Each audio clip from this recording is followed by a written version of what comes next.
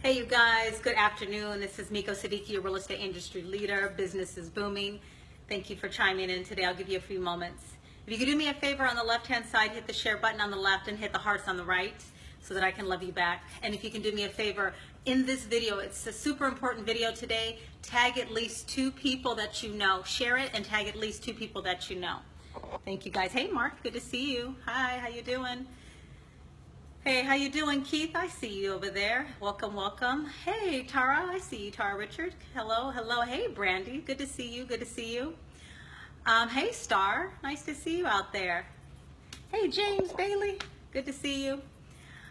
Today, I want to talk about something that's, it's inevitable for all of us. Hey, Miss Indalacio, it's inevitable for all of us, and it's one of my biggest concerns. I have a family member, a good family friend rather, who is now in the hospital, and we don't know what's going to happen. So it prompted this conversation because death is inevitable for all of us, and I want to make sure that we prepare not only ourselves, but we also prepare our families. So if you could do me a favor, on the left-hand side, hit the share button, because this conversation is going to be deep, but very important. And on the right-hand side, hit the hearts, because you know I want to love you back. Hey, Larry, how you doing? Hey, Terrence. Hey, Mary Ellen. And if you guys can do me a favor, in this video, tag at least 2 people that you know that could use this information. Today, we're going to be talking about wills, trust, and pour over wills, which is one of the most important things that most of you are not aware of and don't know anything about. So the first thing I want to talk about is a trust. What is a living trust? What I personally have is a living trust. A living trust is, and we'll call this the trust so that I can kind of give you a visual example of what I'm going to talk about. So let's just call this the living trust. A living trust is revocable. It's open. In a living trust, you can put, inside of a living trust, you can put a house in the living trust. You put money in a living trust, which are bank accounts, and you put all these things in a living trust. And while you're living, you can take these things out. You can take the money out, all of that stuff. This is called revocable, meaning I am living, I can change my mind. This may not be something I want to do today, so I'm going to take my house out of the trust and I'm going to do something with it. Or I'm going to take my money out of the bank account and go do something with it.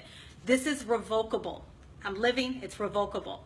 But the moment that you pass away, it closes down and becomes irrevocable. So remember, when you are living, it's called a living revocable trust. But when you pass away, it closes down and becomes irrevocable. But here's the thing that I want you to really understand is it's not only do I want you to get a will for your family, a living trust for your properties and all of your bank accounts, but I want to make sure that you also get what is called a pour over will. And I know many of you are wondering, what is a pour over will? So that's what I want to explain today. Let's just say that you have a house that's that you have bought as an investment property over in Florida somewhere. We'll call this the house over that's in Florida. Let's say that you have a bank account with a credit union that you didn't put inside of the trust, or you didn't put it in the trust, okay? So what a pour over will does, it pours over and it pulls that house that was in Florida and opens up that revocable.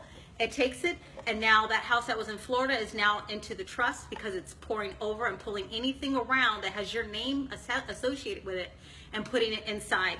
That bank account, that credit union that you forgot to put inside the trust, it now pulls it and puts it inside of the trust and closes it down so that it doesn't go to probate court.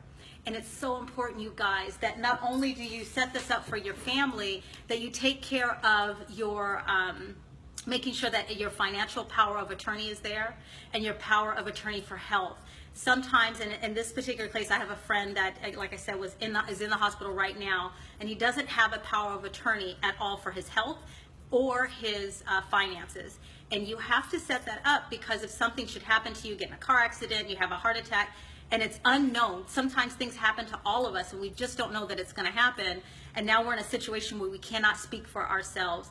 Please, you guys, make sure that you set this up for your families so that way that they don't end up in a place where not only are they mourning the loss of you, but your estates are not taken care of. So make sure that you get a will, you get a pour over will, and a living trust that eventually will become irrevocable. But while you're living, you want it to be revocable because you can make changes to it. If it's irrevocable, that means it's closed down and you cannot make any changes to it. So there are benefits to both.